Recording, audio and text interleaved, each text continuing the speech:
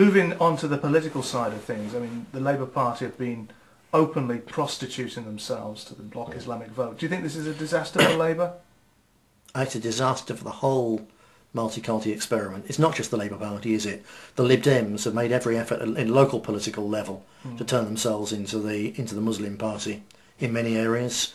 The Conservatives have done the same thing. When Michael Howard went up to Birmingham to attack us, he surrounded himself with north of England Muslims and stressed how committed the Tory party is to a multicultural, diverse society and how much richer it is. It's the whole British political establishment, but particularly the Labour Party, because let's face it, they're the masters at it, aren't they?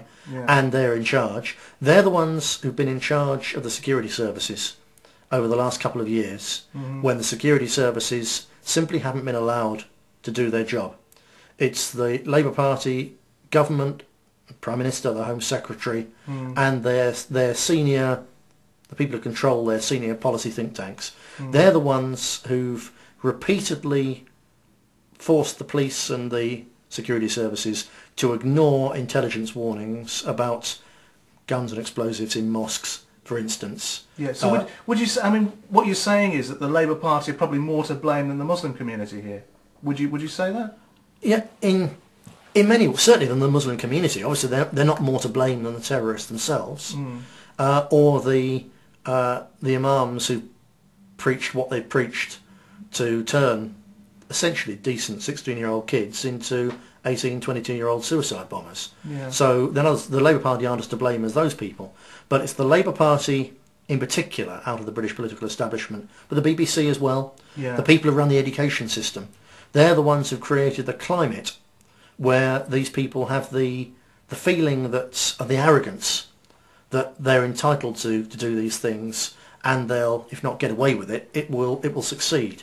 So, for instance, you imagine the message that a young Muslim gets from school religious instruction lessons, where everyone, even journalists and Labour Party people now, after 7/7, are saying, well, our children come home knowing more about Islam than they do Christianity. I think that kind of thing, and now, although a couple of months back, certainly the Muslim estimate was there were 3 million Muslims in Britain.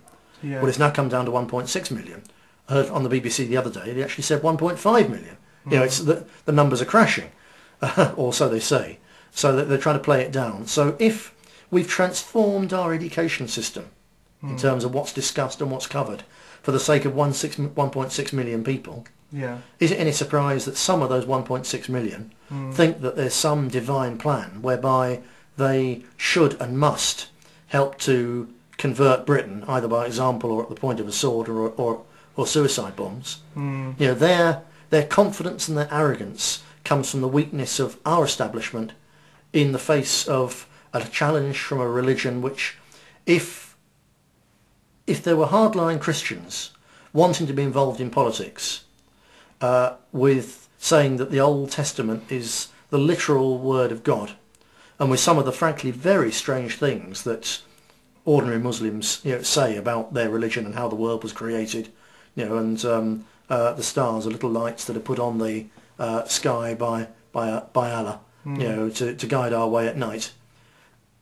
If there was a hardline Christian element which had any say in the British political process, the Guardian and the BBC and the rest of it would be ridiculing them night and day, because as a pack of superstitious claptrap, which is how, it's not what I'm saying it is, I'm saying that's what they would say it is. And when they don't, that I think is one of the key things that sends out to young Muslims in particular this message that they're absolutely right. And it's people who believe that they are absolutely right and they have God on their side. Those are the people who throughout history kill huge numbers of other people and huge numbers of their own kind. People who think they're absolutely right are very dangerous indeed. They are. Nick, the British National Party have been accused by a number of media outlets of exploiting the events of 7/7. First of all, how do you react to that? And can you tell me what other political initiatives the party will be taking in the next few weeks? Yeah, I think it's very rich for newspaper editors who've been using photos of the bombed out bus to sell newspapers and make money, Yeah. to accuse us of exploiting a photo like that when we put it on leaflets in order to bring home to people the fact that there is a connection between voting Labour in all sorts of ways, the war in Iraq, the way in which they prostituted themselves to Islamic hardliners and given them more confidence and so on. There's a direct connection between voting Labour and supporting the Labour Party and what's happened. And if people want to stop this kind of thing happening again and again and again for indefinitely, into the future forever, for 20 or 30 years, at least, then there has to be a political change. That this has happened for political reasons. So our political masters brought vast numbers of immigrants into this country.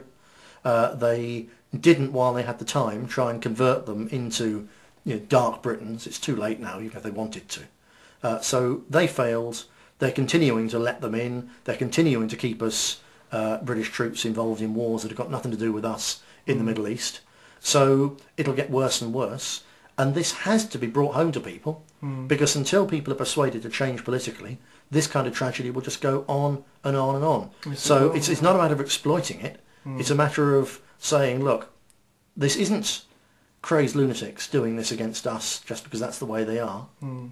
There's an element of truth in that, but equally it's happening because of choices that politicians have made and that won't be changed until we change the politicians. And that is not exploitation to say that. Yeah. What about the initiatives the BNP will be taking? You mentioned earlier that perhaps there'll be a new leaflet coming out or something like that. Yeah. Just one thing to go back to the exploitation point, by the way.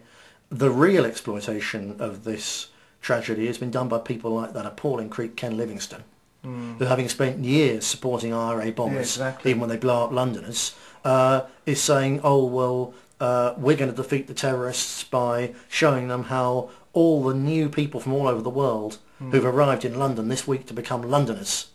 The real exploitation is by these multiculturalists who are trying to use this tragedy now to say that this is what you get by not being integrated enough. If we and by not having enough immigrants here. And if we were that bit more diverse, then perhaps this wouldn't happen. And they're the ones who are really exploiting it. Do you think people can see through that? Do you think? Well, I hope so. I'm sure some people see through that. I don't know how many people see through it. I think this process, what in several parts of the world has been called, horribly but aptly, education by death. I think some people have been educated and woken up with their eyes wide open now. Others will still be shocked but mentally half asleep. But as this sort of thing goes on, more and more people will be educated and people will see through it.